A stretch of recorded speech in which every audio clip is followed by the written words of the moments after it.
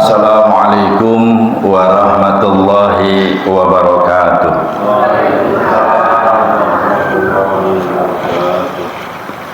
Innal hamdalillahi nahmaduhu wa nasta'inuhu wa nastaghfiruh wa na'udzu billahi min syururi anfusina wa min sayyiati a'malina may yahdihillahu fala mudhillalah wa may yudlil fala hadiyalah.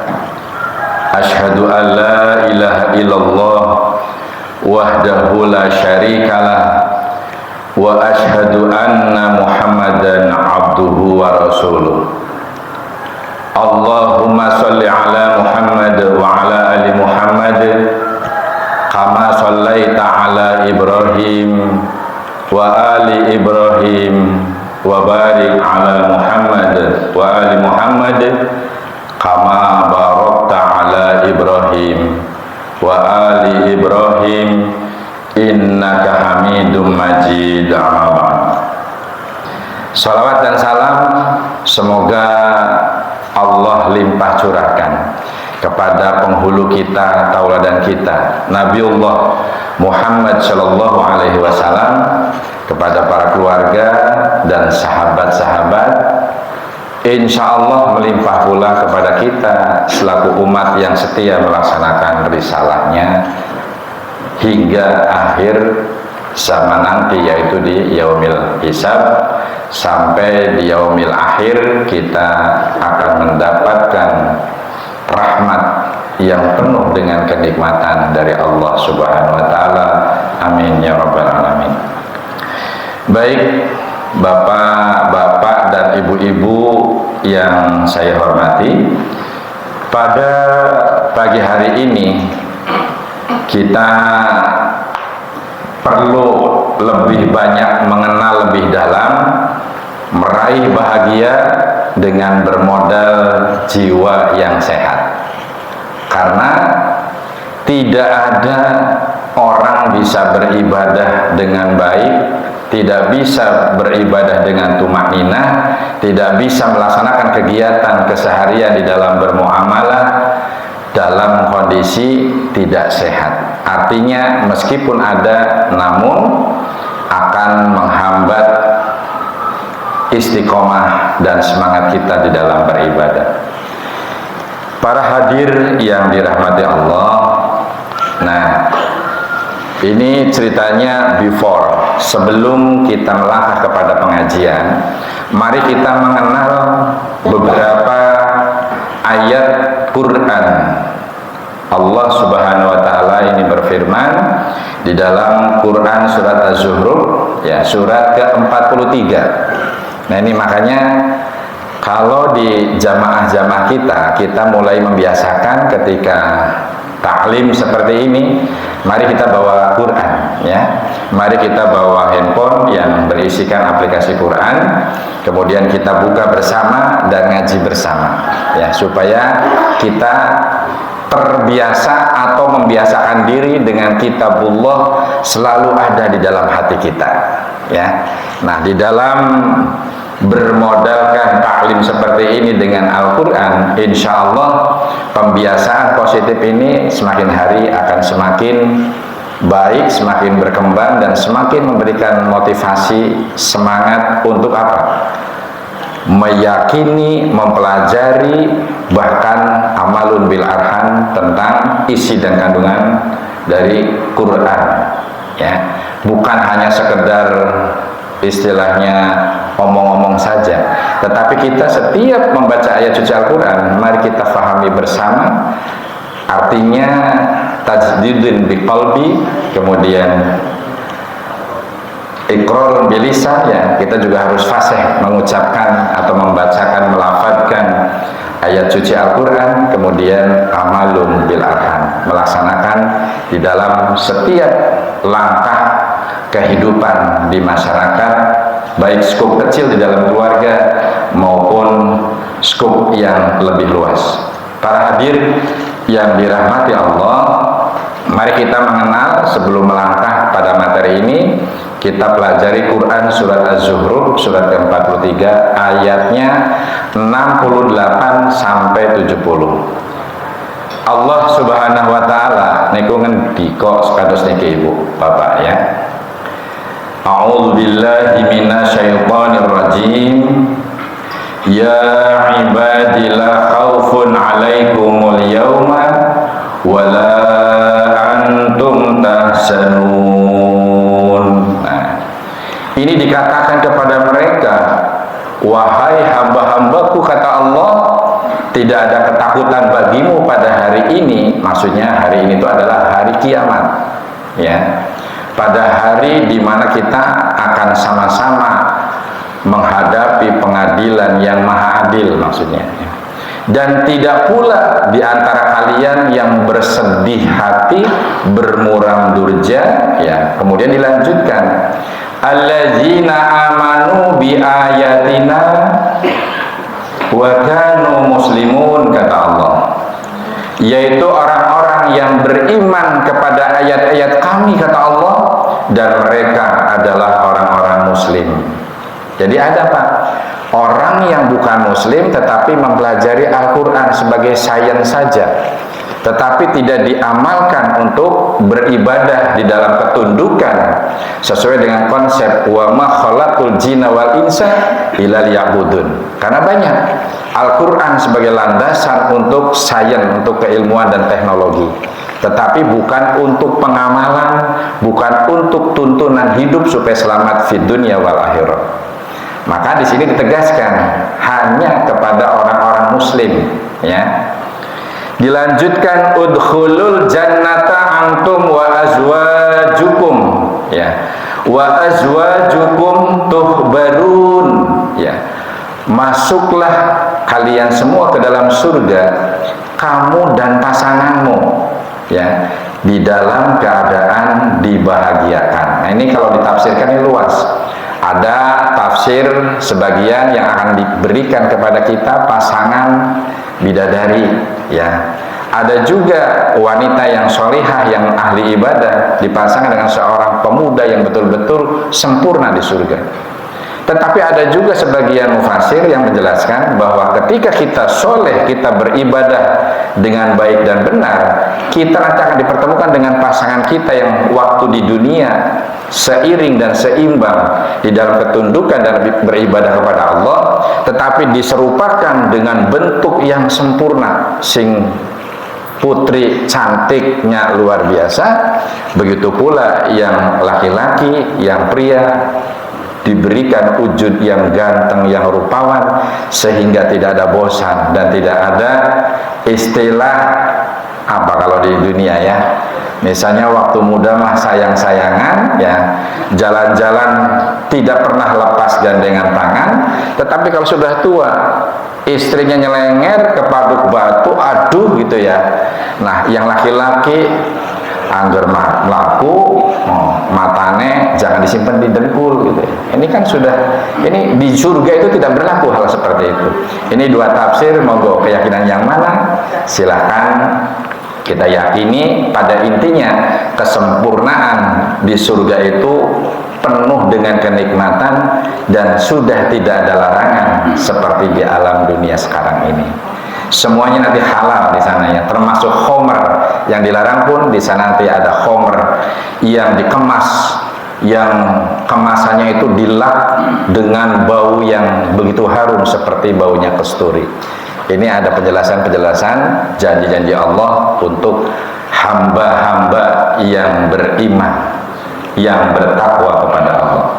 Nah, ini ayat ini yang melandasi tentang tadi, ya, di awal itu meraih bahagia dengan bermodal jiwa yang sehat, ya. Yang lalu kalau tidak salah sudah saya sampaikan kesehatan jasad atau jasmani, ya. Sekarang kita kepada ranah kesehatan rohani. Kalau di dalam bahasa agama kita, yaitu agama Islam. Para hadir yang dirahmati Allah, mari sebelum melangkah kita paham tentang apa sih sebenarnya kesehatan jiwa, ya. Kita juga perlu tahu kesehatan jiwa atau mental ini kira-kira mencakup apa saja. Nah, Mungkin dalam poin ini kita pernah mendengar ada orang yang berjiwa tenang, ada orang yang berjiwanya adem, ada yang emosional, pemarah, suka dengki, suka fitnah, suka ghibah dan sebagainya. Nah, ini ranahnya nanti akan ada di sini. Nah, untuk lebih mengenal lagi ya, kita pahami kesehatan mental atau jiwa itu mencakup 3 komponen. Komponen yang pertama yaitu kesehatan psikis ya. Psikis itu biasanya yang meliputi alam pikiran dan suasana hati kita, Pak. Ya. Ketika kita senang, ketika kita bahagia, ya di sana ada perasaan nyaman. Perasaan tentram itu adanya di alam pikiran dan hati kita. Ya, bukan pada jasad kita. Ya. Kemudian komponen yang kedua yaitu kesehatan mental atau jiwa itu pada komponen ini ada bagian-bagian yang berkaitan dengan kesehatan emosional. Apa sih emosional kira-kira? Nah, kita sering ya, kalau kita misalnya dicubit ya, padahal tangan yang dicubit ya, yang bilang aduh siapa? Mulut. Yang merasakan siapa? Hati. Yang mau membalas kepada yang mencubit siapa? Perintah dari otak. Nah, perintah dalam hal ini emosional itu di sana berfungsi. Ini orang tiba-tiba mencubit, tiba-tiba ada juga yang mencubit dengan lisan, menghina, menghujat, kemudian menyakiti dengan kata-kata yang tidak senonoh. Ya, di sini muncul reaksi yang disebut dengan emosional. Kemudian pada komponen yang ketiga, di sini juga ada ranah yang berkaitan dengan kesehatan spiritual. Nah, komponen yang ketiga ini yang sering kadang-kadang tidak kita rasakan, terutama bagi orang-orang yang menolak dengan konsep ketuhanan atau ateis, Pak. Padahal orang yang ateis pun ketika dia mendapatkan kesulitan dan rasa sakit yang begitu sakit, mendapatkan kesusahan yang begitu susah dan rumit, dalam hatinya tetap jujur, Pak. Dia ada kekuatan di dalam hati berdoa, ya Tuhan, mudahkanlah segala urusan kami. Ini orang ateis. Karena di sini mencakup kepada komponen kesehatan spiritual, yaitu komponen yang selalu berkaitan dengan keyakinan kepada Tuhan yang Maha Esa, yang berkaitan dengan moralitas dan nilai-nilai. Para hadir yang dirahmati Allah, nah, untuk lebih mengenal kesehatan jiwa, ini WHO, World Health Organization, ini mendefinisikan ya. Jadi kesehatan jiwa menurut WHO ini adalah kesehatan yang meliputi ketika seseorang merasa sehat. Sehat di sini adalah secara jasadnya, tubuhnya merasakan sehat dan hatinya merasa bahagia. Bukan hanya sekedar di situ saja, tapi mereka yang sehat menurut WHO itu adalah orang-orang yang mampu menghadapi tantangan hidup serta dapat menerima orang lain sebagaimana seharusnya. Ya, serta mempunyai sikap positif terhadap diri sendiri dan orang lain. Nah, ini perlu dijabarkan. Pada kalimat terakhir, mempunyai sikap positif terhadap diri sendiri dan orang lain. Ini artinya contoh yang mudah. Sikap positif terhadap diri sendiri. Kita sebagai muslim, kita sebagai mukmin harus yakin bahwa setiap manusia memiliki kelebihan dan memiliki kekurangan. Nah, begitu juga mengakui kepada pihak-pihak lain atau orang lain, begitu juga ya, memiliki kelebihan-kelebihan dan memiliki kekurangan-kekurangan. Nah, inilah yang semua ini dibingkai di dalam sebuah bingkai yang disebut jiwa atau mental. Para hadirin, terutama kita semua yang mengaku beragama Islam, di samping pengertian kesehatan jiwa atau mental berdasarkan WHO, kita pun di dalam Islam perlu mengenal bahwa penyakit mental atau jiwa itu sering diidentikan dengan beberapa sifat buruk dan tingkah laku atau perilaku yang tidak baik, perilaku yang tercela, perilaku yang zalim, dan perilaku yang menjurus kepada kekufuran, atau yang disebut dengan al-akhlak al-mazmumah, ya. Seperti misalnya sifat tamak, Pak ya. Sudah merasa kaya, sudah punya harta banyak, tapi masih medit, masih kikir, masih tidak mau bersedekah, berzakat, infak dan sebagainya. Bahkan tamak di sini sampai-sampai mencari jalan kehidupan untuk mencari ma'isyah keluarganya, menabrak aturan-aturan Al-Quran dan Sunnah. Artinya hal-hal yang haram pun dilanggar. Contoh banyak Pak ya. Orangnya berdasi ya, orangnya berpenampilan seperti seorang yang berilmu, namun jiwa dan hatinya tuh rakus, sampai aspal dimakan, batu, split, pasir dimakan ya. Ini yang sekarang rame-rame tangkap tangan oleh KPK, kemudian diproses di kepolisian dan divonis menjadi koruptor ya. Ini contoh seperti ini. Kemudian orang yang suka dengki, iri hati, arogan, emosional, dan penyakit hati yang lain seperti riya ya, ghibah, namimah, fitnah. Riya itu kadang-kadang sesuatu yang apa ya, sepele, tetapi sering dilakukan oleh kita ya. Padahal kita sudah niatnya mau ngaji Pak ya, bismillah mau berangkat ngaji dalam rangka menjalankan perintah agama. Setan itu paling pinter ya. Bapak-bapak yang baru pasang gigi pakai platinum atau pakai emas itu ya, mau pamer giginya yang baru, nah itu menyampaikan assalamualaikum, nyengirnya itu supaya giginya kelihatan. Ibunya gak kalah Bu, oh iya Pak Haji, tangannya begini, selamat ya pasang gigi, tapi sambil pamer gelang yang emasnya itu dari lengan sampai ke siku.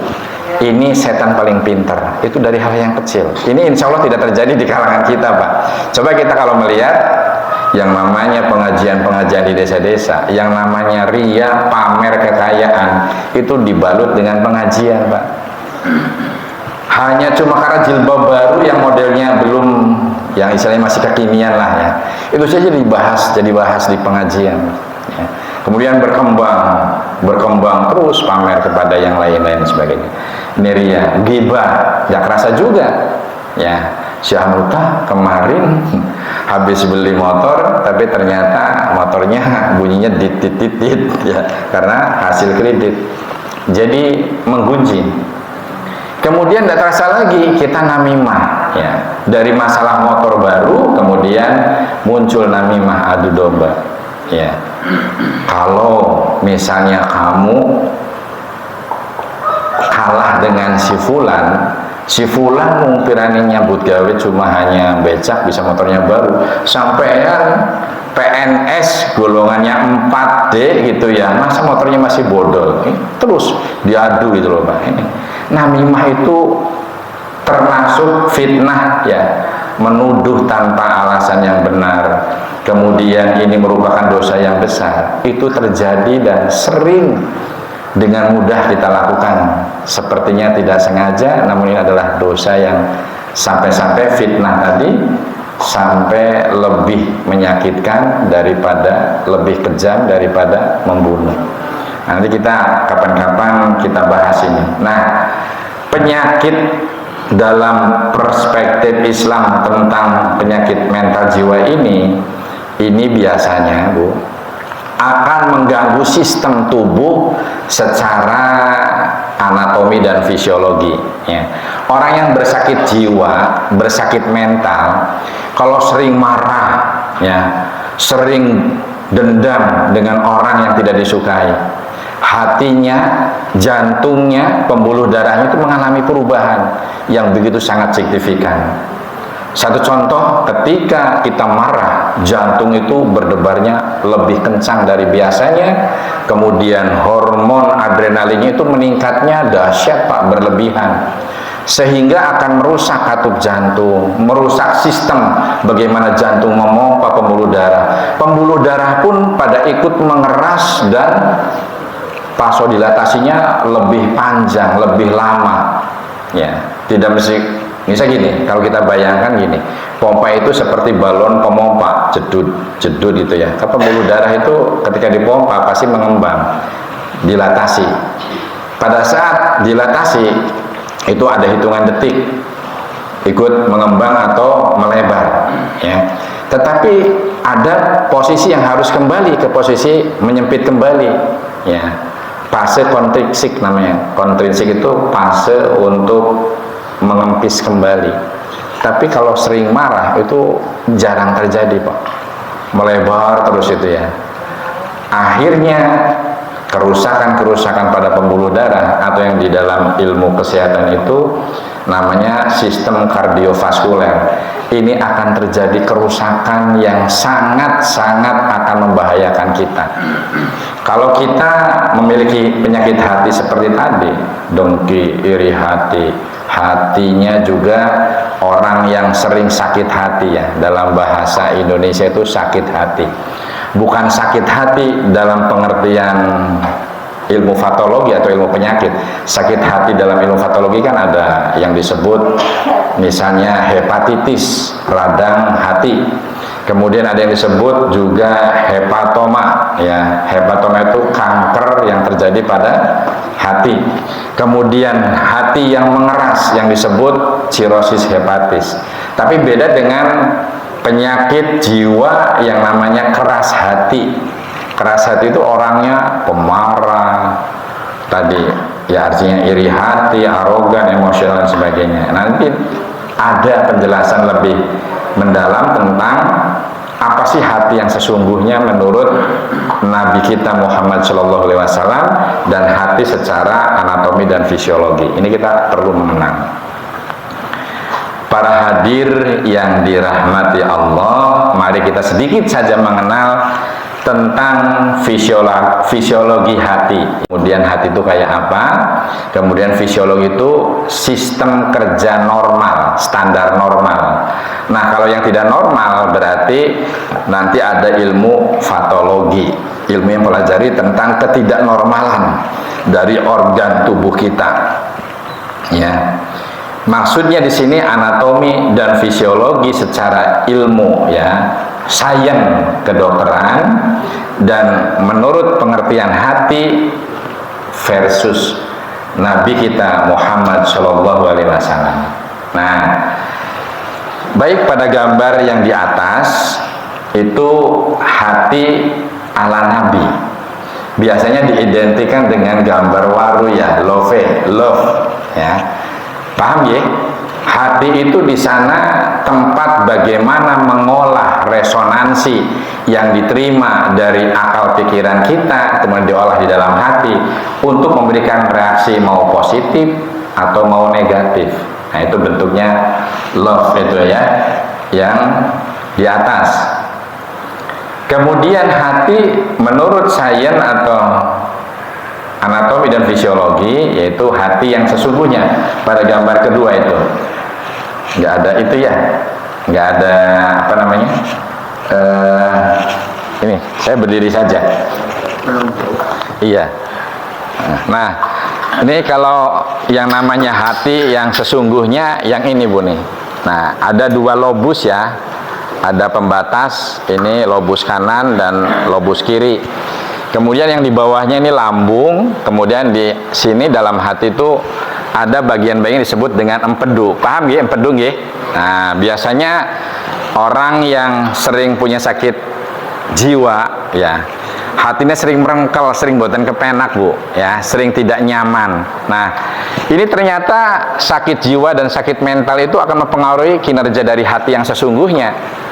Maka sering terjadi kalau orang terlalu capek pikiran, capek tenaga, kemudian sering berburuk sangka, sering amarah. Biasanya secara ilmu patologi hati itu akan bisa menjadi beberapa kelainan. Seringnya itu kalau bukan sirosis hepatis atau hati yang mengeras, banyak penyakit hati yang bisa menyerang di daerah sekitar hati yang sesungguhnya. Maka tadi Islam mengajarkan nanti ada beberapa untuk belajar bagaimana mengelola hati secara versusnya Nabi, ya. Nanti ada hadisnya. Di sini ada yang namanya pankreas, kemudian empedu, ya, ini kantong empedu di sini, kemudian di sini lambung. Ini alat pencernaan. Baik, kita kembali ke laptop, ya. Kalau versinya anatomi dan fisiologi tadi hati itu berkaitan. Terima kasih Pak. Nah, ini Pak Saifuddin, ini luar biasa ini. Nah, ini tadi hati yang secara anatomi dan fisiologi. Nah, di sekitar sini tuh ada empedu, dan ini ada, ya, ini empedunya nih Bu, ya. Ini pankreasnya tidak digambarkan, ini ada pankreas di sekitar sini nih, ya. Hati, empedu, kemudian lambung dan pankreas ini ada kaitannya dengan sistem pencernaan, kemudian hati juga ada kaitan dengan mengelola dan pembentukan sel darah merah di sini. Jadi kalau hati kita sering memiliki penyakit yang dijelaskan di dalam konsep Islam tadi, sering hasad, sering hasud, dengki, namimah gitu, ya, ini juga akan berpengaruh kepada pengertian hati yang sesungguhnya. Ini akan rusak di sini. Nah, baik, hadis Nabi yang berkaitan dengan hati yang sesungguhnya ini di sini menjelaskan, kata Nabi, ala wa inna fil jasadi mudghatan idza saluhat saluhal jasadu kullu wa idza fasadat fasadal jasadu kullu ala wahya qalbu, kata Nabi begitu, ya. Ini hadis riwayat Bukhari. Nah, para hadir yang dirahmati Allah, mari kita dalami, ya. Ketahuilah di dalam tubuh manusia itu ada segumpal daging. Nah, ini pengertian segumpal daging versi ilmu kedokteran. Ini segumpal daging itu di sini. Nah, ini hati, ya. Kata hadis ini ada segumpal daging dalam tubuh kita. Nah, apabila segumpal daging itu baik, ya, baiklah tubuh seluruhnya. Tapi apabila daging itu rusak, maka akan rusaklah tubuh seluruhnya. Ketahuilah oleh kamu, kata Nabi, bahwa segumpal daging itu adalah qalb atau hati. Nah, kalau kita jelaskan di sini, ini sebenarnya satu pertemuan nggak bakal cukup, tapi baik begini. Pengertian anatomi dan fisiologi fungsi hati itu salah satunya itu mengelola tentang sel darah merah, kemudian berfungsi juga berkaitan dengan pencernaan, kemudian berfungsi juga secara resonansi. Nah, di dalam sini resonansi itu sesuatu yang abstrak. Pangapunten ini saya ambil contoh baru yang mungkin ini yang kurang enak kedengaran, tapi untuk keilmuan perlu dijelaskan, ya. Resonansi fungsi hati yang tidak bisa diikuti dengan ilmu anatomi dan fisiologi secara ilmu kedokteran, itu ada fungsi hati secara yang berkaitan dengan ukhrawi ilahiyah, ya. Artinya begini, resonansi hati itu memiliki fungsi berresonansi terhadap kaitan-kaitan kelainan jiwa. Satu contoh begini, Bu. Kalau yang namanya flatus, ada yang ngertos flatus gitu. Kemarin ada orang paramedis di sini, hadir nggak? Oh iya ya Pak, flatus ngertos nih Pak. Nah, kalau flatus ini nun sewu lah, biar paham, flatus itu yang namanya kentut, Bu. Siapa yang tidak kenal dengan kentut? Itu namanya flatus dalam ilmu kedokteran. Ya. Kalau ibu ditanya, ibu yakin nggak terhadap flatus, terhadap kentut? Yakin, ada itu. Dan baunya juga bisa dirasakan. Tetapi kalau untuk menggambarkan bentuknya flatus kayak apa?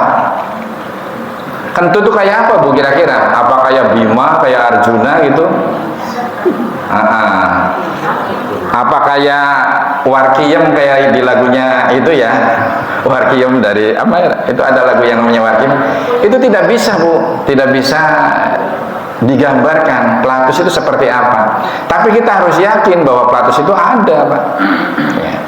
Atau yang lebih bagus ini berkaitan dengan hati nih. Nah ini ya, ibu pernah nggak sayang kemudian tulus cintanya kepada suami dulu waktu pacaran, I love you, gitu ya.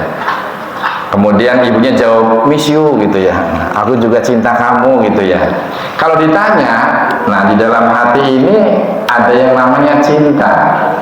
Cinta itu bisa dirasakan, tetapi sulit untuk digambarkan oleh untaian kata-kata dan kalimat. Ya. Coba kalau mengartikan kata-kata, kita yang hadir di sini, cinta adalah sesuatu perasaan yang menyertakan kesenangan, kesukaan dan sebagainya. Tapi enggak, cinta adalah yang membuat aku berani berkorban segalanya. Ya, hujan angin datang untuk apel, ya, lewat kuburan, nggak ada rasa takut, itu karena cinta. Definisinya berbeda-beda. Tetapi kalau untuk menggambarkan hati itu memiliki cinta, cinta itu tidak bisa ada rupanya, ya. Hanya saja untuk memudahkan untuk mengenal cinta, kadang ada lambang-lambang ya Pak ya.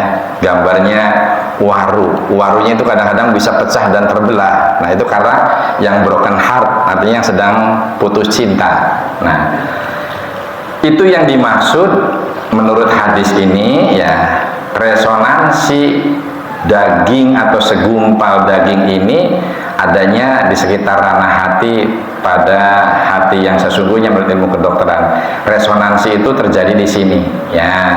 Kalau hati ini baik, maka akan baiklah seluruh tubuh kita. Tetapi bila hati ini rusak dan busuk, maka akan rusaklah tubuh kita secara keseluruhan. Nah ini konsep tentang anatomi fisiologi ya menurut ilmu kedokteran, dan hati pengertian menurut ala nabi ya. Nah, ini kalau sains itu artinya berkaitan dengan ilmu kedokteran ya. Ilmu nabi itu resonansinya hati. Mungkin ibu merasakan lah, misalnya ada lagu ya, padahal benci tapi rindu gitu ya. Padahal benci tapi rindu, biasanya karena ibu tanggal muda ya, ternyata di luar sepengetahuan gajinya suaminya ada potongan yang aneh-aneh gitu ya. Benci, syawot itu ya. Tapi kadang-kadang suami yang kita cintai itu kadang-kadang suka dirindukan, meskipun kadang-kadang nyebeli ya Bu ya. Tapi kadang-kadang bau tidak nyamannya pun kadang-kadang bikin kangen. Itu yang namanya benci tapi rindu ya. Nah ini terjadi di dalam hati ini Bu, resonansi tapi ya. Nah, mudah-mudahan contoh-contohnya bisa difahami. Nah, di sini Al-Quran itu memberikan pedoman, memberikan tuntunan ya, solusi hidup supaya jiwa dan mental kita selalu sehat. Nah inilah pentingnya kita beragama itu, beragama Islam maksudnya ya. Mari kita mempelajari Al-Quran dan sunnah-sunnah Nabiullah Muhammad SAW dan sunnah-sunnahnya para sahabat. Itu bukan hanya dibaca-baca saja Pak ya. Kan banyak sekelompok atau komunitas yang mengklaim dengan kata-kata anak Islamnya paling hebat, yang lain salah, yang lain keliru. Nah, kalau kita memahami Al-Quran memahami asbabul nuzul ya, kemudian memahami as-sunnah dengan asbabul wurud, kemudian mempelajari bagaimana sanad perawinya dan sebagainya, matan hadisnya secara baik dan benar, insya Allah itu merupakan sebuah jalan untuk memahami Islam secara kafah. Nah, di sini Islam memberikan solusi yang terbaik supaya hidup berjiwa, bermental sehat berdasarkan Al-Quran. Seperti apa kira-kira? Nah, ini solusi pertama, ini yang nomor 1 Bu ya, sambil dibaca. Biasanya kita ada yang lebih memahami dan lebih mempersepsikan secara baik, itu ada yang dengan membaca, ada yang juga dengan cara mendengar. Yang pertama, ini kita harus cerdas dan pintar memilih pedoman jalan hidup. Nah ini Allah berikan pedoman begini ya. Ini ayatnya itu masyhur ini ya. Wa hadainahun najdain. Nah, kata Allah begitu ya. Dan kami telah menunjukkan kepadanya, kepada siapa? Ya, Allah menunjukkan jalan kepada manusia, yaitu 2 jalan pilihan. Dalam tafsir Quran ini 2 jalan itu adalah jalan tentang kebajikan, tentang kesolihan, tentang sesuatu yang banyak manfaat, dan jalan kejahatan. Kejahatan di sini adalah jurusan menuju kekufuran, menuju kezaliman, menuju kepada kemaksiatan. Nah, ini ternyata dibahas di dalam Quran surat Al-Balad ya, surat yang ke-90 pada ayat ke-10 Pak. Sering kita baca ya. Wa hadainahun najdain ya. Ini kita berarti harus cerdas. Cerdas bagaimana? Pilih kira-kira kita mau jalan tol apa jalan yang gerinjulan ya. Pilih jalan yang baik apa jalan yang menyulitkan. Ya, di sini pilih jalan kebajikan atau kejahatan. Nah, kalau kita pengen sehat, tentu pilihan yang pertama yang menjadi pilihan yang terbaik. Nah, yang kedua, ya ini beragama Islam dengan kafah, tadi sudah dijelaskan ya. Al-dinul Islam ya dipilih sebagai satu konsep untuk menyelamatkan kita fid dunya wal akhirah ya. Nah, beragama Islam yang kafah itu yang seperti apa kira-kira Bu ya? Yang pertama, kita memiliki unsur iman, keyakinan yang baik dan benar sesuai dengan tuntunan Al-Quran dan kepada Al-Quran dan hadis maksud saya ya. Kepada siapa? Rukun iman kan ada 6. Iman itu pelajari dulu itu ya. Iman kepada Allah, iman kepada para malaikat, iman kepada kitab-kitabullah, iman kepada rasul-rasul Allah, iman kepada hari kiamat ya, iman kepada qada dan qadar. Maka man kana yu'minu billahi wal yaumil akhir, selalu ada barang siapa kang iman karo Gusti Allah lan hari akhir ya, ada fal yukrim dhaifa fal yukrim jarohu gitu ya. Itu ada beberapa hadis yang menuntun barang siapa iman kepada Allah dan hari akhir, maka hormatilah tamu, hormatilah tetangga. Apakah kita sudah seperti itu? Nah, kita beragama Islam yang kafah atau al-dinul Islam yang kafah itu mengandung konsep-konsep dasar iman kepada Allah dan hari perhitungan ya. Nah, di sini konsep ini dijelaskan di dalam Quran surat Al-Ghasyiyah ya, surat ke-88. Nah, ini bisa dicari ya, surat Al-Ghasyiyah 88 ayatnya 26 ya. Tsumma inna alaina hisabahum ya. Kemudian kata Allah, sesungguhnya kewajiban kamilah membuat perhitungan atas mereka. Nah, ini sedikit saja nih tentang belajar memahami Al-Qur'an. Nah, kalau di sini Allah mengatakan untuk dirinya, ini biasanya aku, ya. Misalnya, ya ayyuhalladzina amanu kutiba alaikumusiyam. Aku telah mewajibkan. Di sini kami, ya. Kira-kira ada nggak yang menerjemahkan? Oh, berarti kalau kami berarti aku yang paling benar ya agama, kata orang Nasrani. Ya kan, komponen keimanan itu kan ada begini apa ya Pak?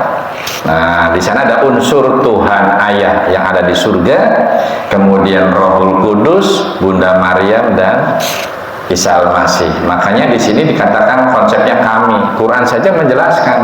Berarti yang benar itu Tuhan kami itu Tuhannya orang-orang Kristen Katolik. Ya. Ini kalau cerita perbandingan agama. Tetapi dalam beberapa pengertian dan tafsir Quran, ternyata Allah itu sangat menghormati kepada sistem, Pak.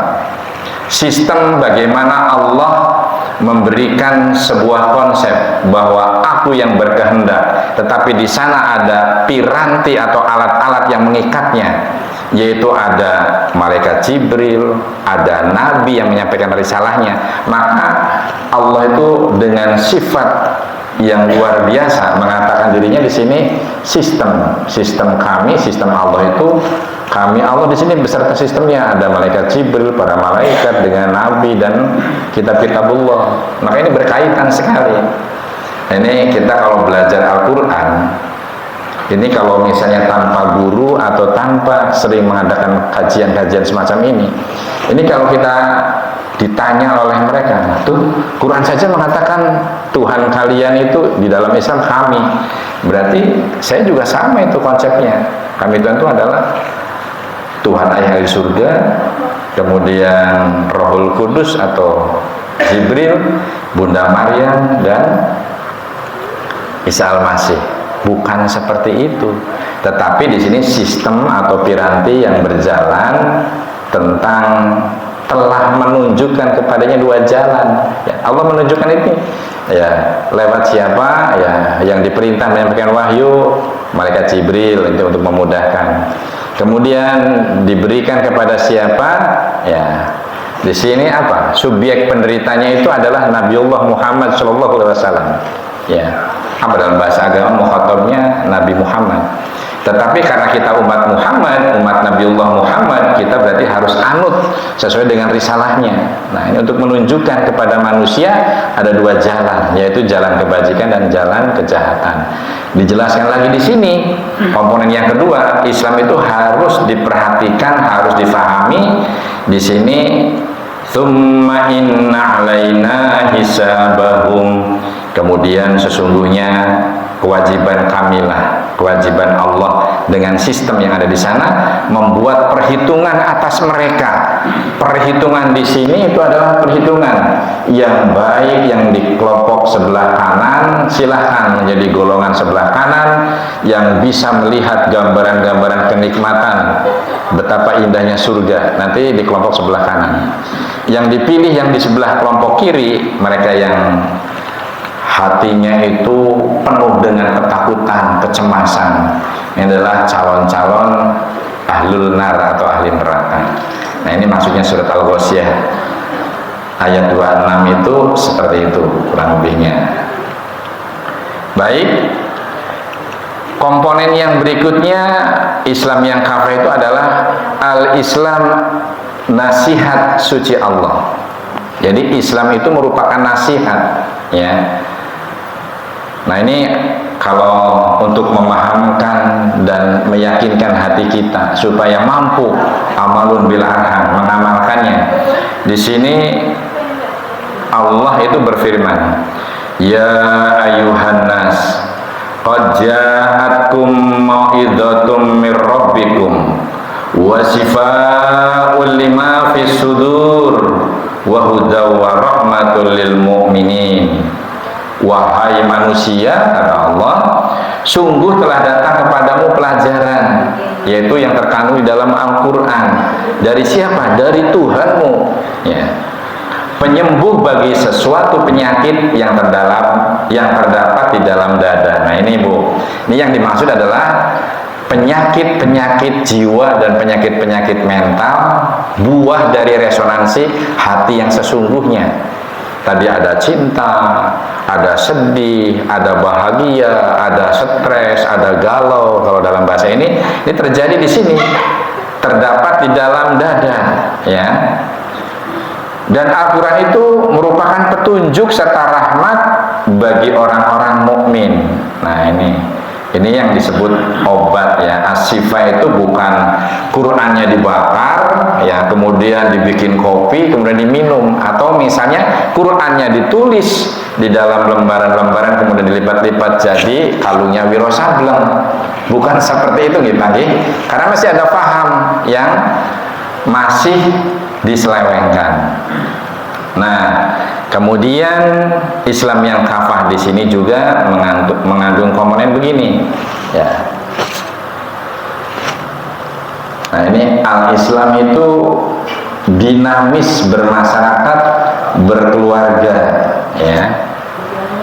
Nah, ini pembuktiannya, mari kita buka Quran yang tadi Quran surat Yunus surat ke-10 ayatnya 57. Nah, kalau yang sekarang al-Islam itu adalah petunjuk untuk dinamika bermasyarakat, berkeluarga, atau bermuamalah maksudnya, ya. Di sini alladzina yunfikuna fis-sarra'i wadh-dharra'i wal kadhimin al-ghaidha wal 'afina 'anil nas wallahu yuhibbul muhsinin, yaitu orang-orang yang selalu berinfak, orang-orang yang selalu mendermakan, baik di waktu lapang, di waktu yang senggang, di waktu yang serba banyak, maupun di waktu yang serba sempit, serba sulit, ya. Nah, ini berarti kita perlu memberikan manfaat, memberi bantuan kepada pihak-pihak yang harus dibantu oleh kita. Dan orang-orang yang mengendalikan kemurkaannya, nah tadi kan sudah dijelaskan, resonansi hati yang berkaitan dengan penyakit jiwa, ghibah, namimah, ya, toma atau serakah, ya, itu di sini dibahas di dalam ayat ini, ya. Kemudian bukan hanya murka, ya, dan orang-orang yang memaafkan kesalahan orang lain. Nah, ini konsepnya harus harus difahami. Jangan sering minta maaf nunggu tanggal 1 Syawal atau sesudahnya Lebaran, dikumpulkan supaya 00, supaya kosong-kosong. Bukan itu. Tetapi konsep di sini adalah jadilah seorang muslim, jadilah seorang yang mukmin yang suka memaafkan kesalahan-kesalahan orang lain atau pihak lain. Nah, ini memaafkan, ya. Jadi sebelum orang yang bersalah kepada kita, segeralah kita maafkan. Ini konsepnya, perintahnya seperti itu. Nah, Allah mencintai orang-orang yang berbuat kebaikan. Nah, orang-orang yang berbuat kebaikan itu orang yang memegang tadi konsep sehat ala Islam, hatinya itu selalu bersih, jernih dari penyakit-penyakit hati. Nah, ini Quran surat Ali Imran surat ketiga ayatnya 134. Nah, kemudian Islam yang kafah juga menuntun kepada apa? Al-Islam itu menuntun budi pekerti yang luhur. Banyak ayat-ayat yang menjelaskan, ya, telah ada tauladan yang baik-baik, yaitu ada pada diri Rasulullah, itu Al-Quran. Saya ambil salah satu di sini. Allah Subhanahu wa taala berfirman, "Wa innaka la'ala khuluqin 'adzim."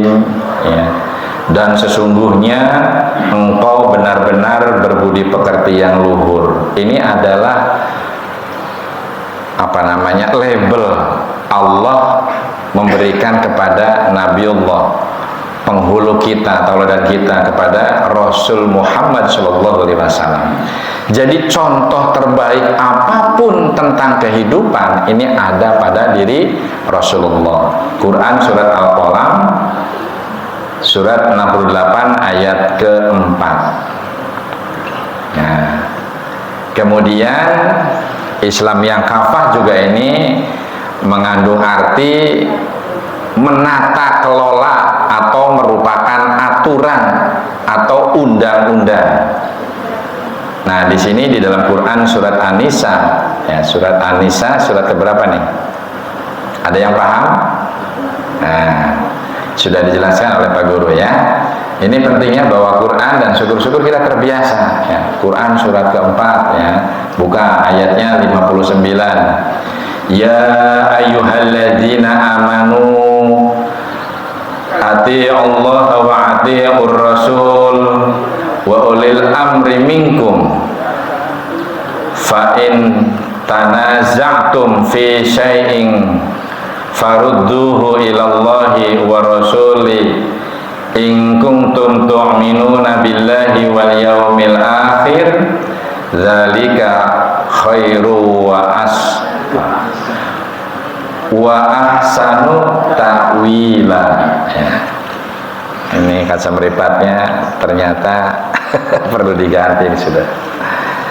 Baik, mari kita pahami artinya. Wahai orang-orang yang beriman, ya, taatilah Allah dan taatilah Rasul, yaitu Nabiullah Muhammad Shallallahu Alaihi Wasallam serta ulul amri atau pemegang kekuasaan di antara kamu, imam-imam yang diangkat oleh kalian, para wali rakyat atau anggota dewan kalau di sini ya.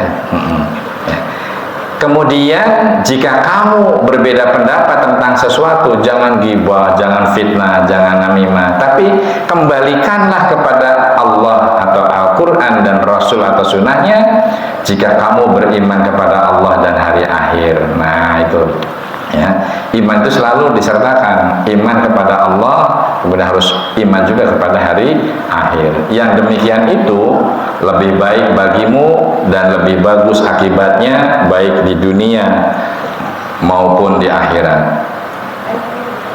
Nah, ini sudah sampai kepada kesimpulan. Tadi di awal Quran beberapa ayat Quran surat Az-Zuhruf yaitu before, nah ini afternya begini.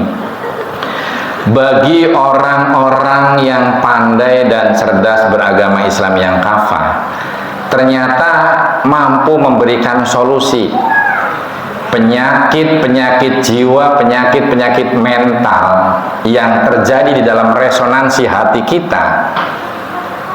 Tadi sudah disebutkan ya, ada fitnah, namimah, ghibah ya, kemudian toma, ada sombong, pemarah ya.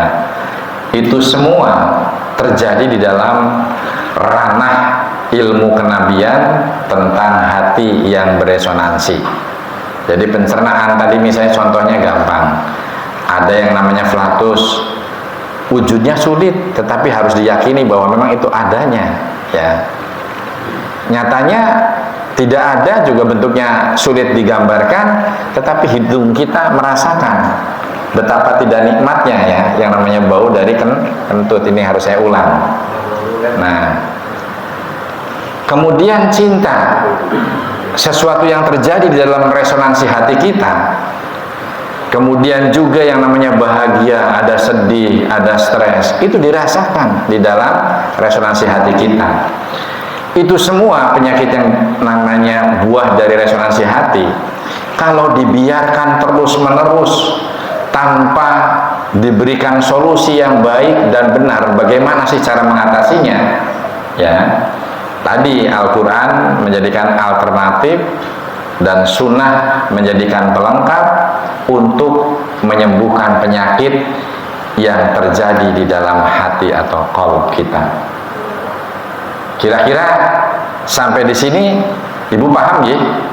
Jadi hati yang berkaitan dengan penyakit hati secara ilmu kedokteran, di sana ini ada Pak Mantri ya, ada yang namanya penyakit lever itu, penyakit hati dengan lever itu sama ya Bu. Lever itu bahasa kedokterannya, kalau hati itu bahasa kita. Ya, maka kalau ada orang yang bisa, wah itu sakit lever, dia lebih takut kalau dikatakan itu hatinya lagi sakit itu ya, ada penyakitnya hatinya, itu takut kalau disebut penyakit lever.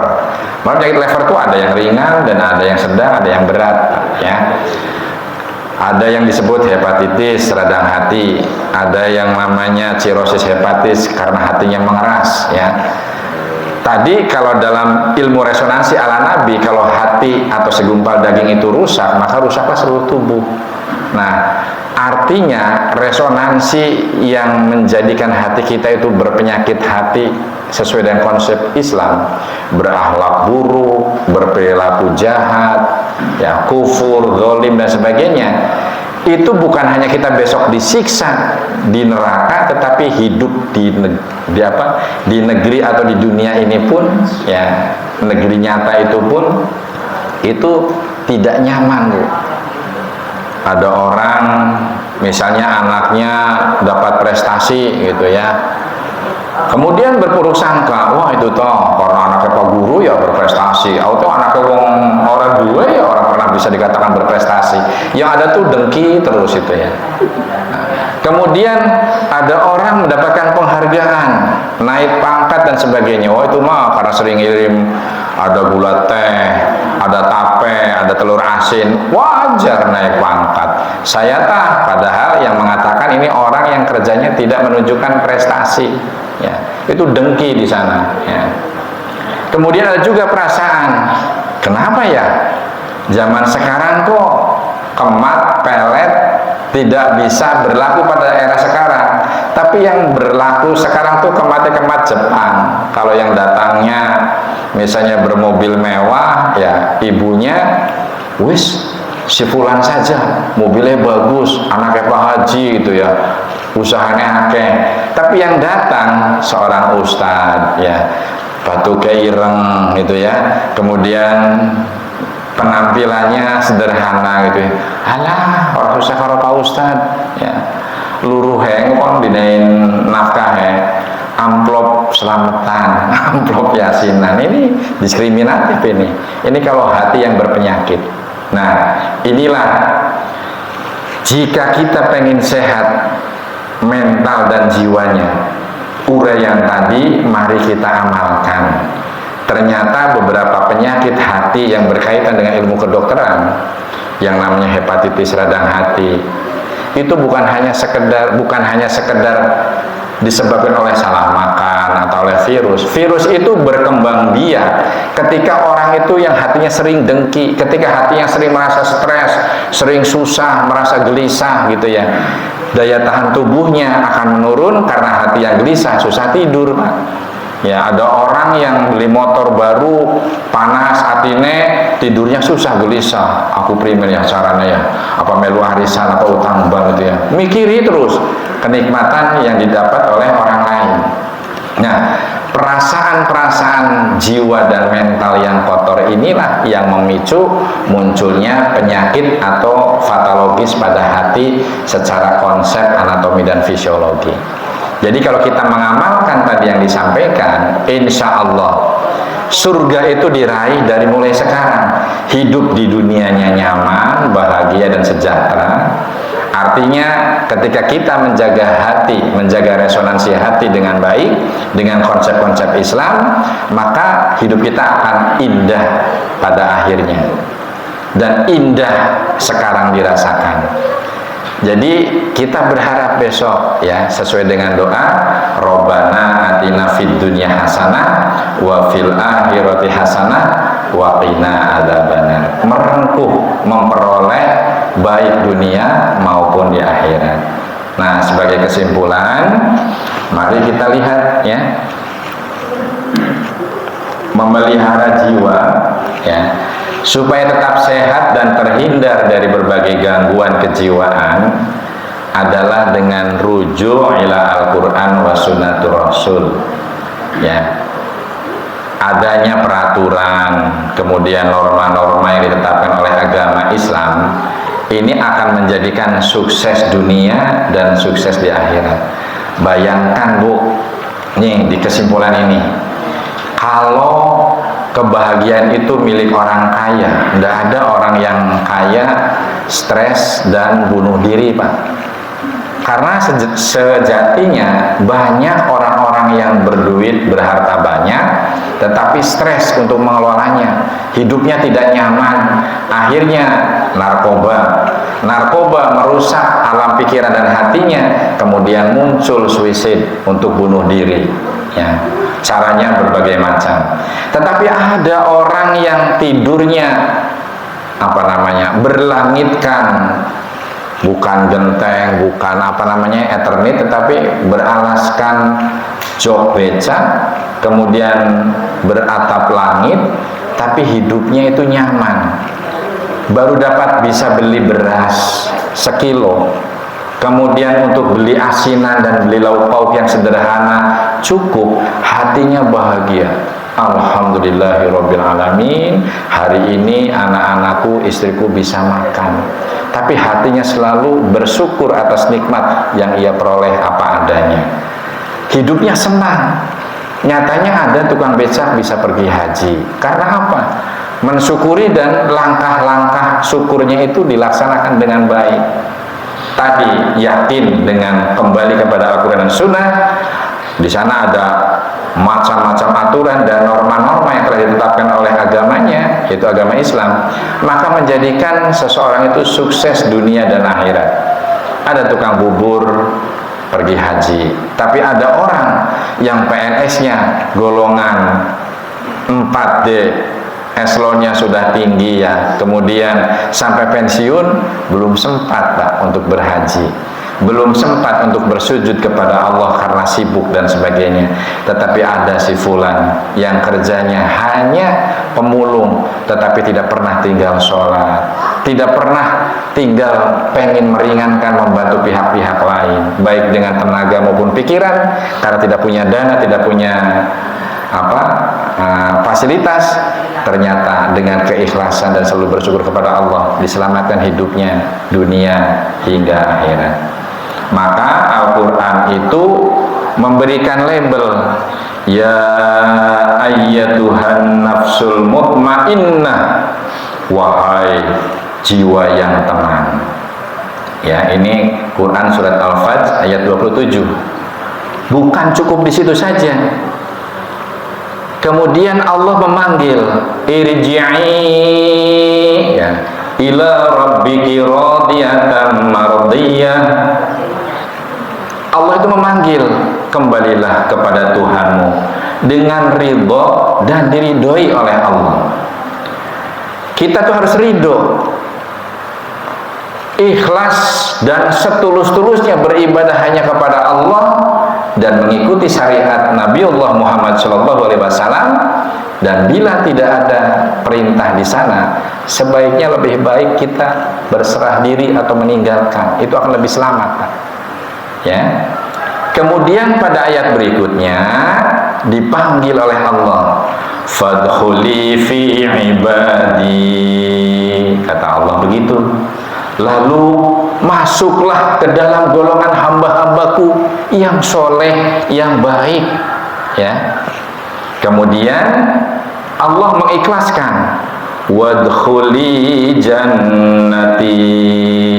Nah, itu hadiah terbesar, imbalan terbaik yang tiada tandingannya, kata Allah.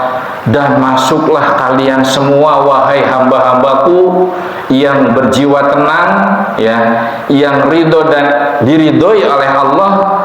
Masuk kemana? Masuk ke tempat yang paling mulia, yaitu surgaku, kata Allah. Wadkhuli jannati. Pengen apa pengen Bu? Bapak pengen ya? Nah, maka dengan modal jiwa atau mental yang sehat, yang kuat, insya Allah akan membebaskan belenggu-belenggu patologis atau penyakit hati secara ilmu kedokteran. Terbebas dari penyakit jantung, terbebas dari stres, terbebas dari kesulitan-kesulitan hidup yang diakibatkan oleh penyakit hati Misalnya ya, orang yang sering marah itu biasanya memudahkan dan memicu untuk kepada hipertensi. Kemudian karena hati berpengaruh kepada pankreas, sehingga gangguan pankreas memproduksi insulin pun akan terganggu, sehingga kita kena gula darah. Karena mengerasnya pembuluh darah dan jantung dipacu dengan kerja yang over, sehingga pembuluh darah itu mudah ditempeli oleh lemak menjadi flak nempel di pembuluh darah. Ditambah atau diperburuk dengan konsumsi makanan dan pola hidup yang tidak bagus, ya, yang sudah dijelaskan pada ilmu atau kesehatan jasmani yang lalu, ya. Muncullah penyumbatan pembuluh darah, sehingga ketika menyumbat aliran darah ke otak tidak lancar, atau pembuluh darah yang mengeras kemudian pecah karena hipertensi sehingga stroke, lumpuh sebelah, koma dan sebagainya. Nah, dengan ini solusi terbaik, ya, supaya apa? Sedia payung sebelum hujan. Artinya sebelum berpenyakit patologis yang butuh modal banyak, perlu ke dokter spesialis, perlu dirawat dan sebagainya, maka dengan menjaga jiwa dan hati serta mental kita, rujuk ila Al-Quran wa sunnatur Rasul, maka penyakit-penyakit, baik penyakit hati secara resonansi maupun penyakit hati secara ilmu kedokteran, insya Allah akan terbebas, ya. Pengen ya Bu ya? Nah, kalau pengen, mari kita amalkan tadi apa yang sudah disampaikan, ya. Nah, di sini ada keterangan, ya. Jazakumullah khairan, ya. Ini mohon maaf bila tadi dalam penyampaian ada salah-salah. Nah, setelah di dalam penyampaian, saya pun manusia biasa, pasti di dalam menyampaikan ada salah-salah kata, ada salah-salah metode gitu ya. Nah, mungkin untuk lebih baiknya, untuk lebih mencapai tujuan dan kemaslahatan yang lebih positif, ya, kami bersedia dari para jamaah mendapatkan saran pandang atau kritik-kritik yang membangun, karena manusia itu adalah tempatnya kesalahan. Sekali lagi mohon maaf bila ada yang salah-salah. Wa ukhra tuhibbunaha nasrun minallahi wa fathun qarib wa basyiril mu'minin, ya. Nah, ini maksudnya sering diucapkan, tapi kita juga perlu paham artinya, ya. Allah memberikan janji, ada balasan lain yang kamu sukai, yaitu pertolongan dari Allah dan kemenangan yang dekat waktunya bagi siapa saja yang selalu istiqomah beribadah, kemudian selalu istiqomah dan berkomitmen menjauhi larangan-larangan Allah. Maka sampaikanlah berita gembira kepada orang-orang mukmin. Nah, ini adalah perintah kepada kita. Sampaikan meskipun kita paham satu ayat, ya. Balighu ani walau ayat. Itulah yang mendasari kami untuk menyampaikan kajian pada pagi hari ini, dan insya Allah pada pagi-pagi yang seterusnya, ya. Itu saja yang bisa saya sampaikan. Sekali lagi terima kasih. Mungkin nanti ada session tanya jawab, ya, monggo kami kembalikan kepada penata acara. Sekian, terima kasih.